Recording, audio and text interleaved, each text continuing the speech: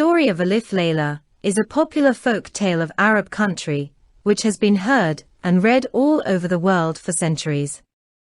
Alif Laila is better known in India as the popular corruption of its Arabic name Alf Laila. In Arabic, Alfa means 1000 and Laila means night. It is a beautiful bouquet of 1,000 stories, each one like a flower. There is a wonderful balance of emotions like love, happiness, sorrow, pain, betrayal, infidelity, honesty, duty, emotions in these stories, which has always fascinated the readers and listeners. According to Arab writer and historian Masudi of 10th century AD, the story of Alf Laila is based on the ancient Persian story Hajar Afsana.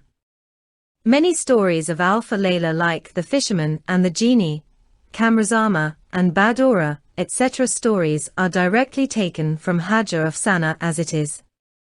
Alif Laila is the story of a young woman who, after marrying a tyrannical king, not only changed his heart, but also saved the lives of many young women. According to this legend, Emperor Shahryar, saddened by the infidelity of his mistress, kills her and all her female slaves and vows to marry a woman every day, and kill her the next morning. Shahrazad, the daughter of the emperor's vizier, marries him to stop this tyranny against the female caste arising out of the emperor's hatred. She tells different types of stories to the king, who is fond of listening to stories, which is completed in 1,000 nights.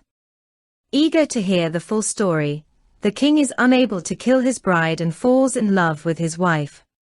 Impressed by the wisdom of his wife, the king breaks his vow apart from ending his hatred towards women, and finally lives happily ever after with his wife.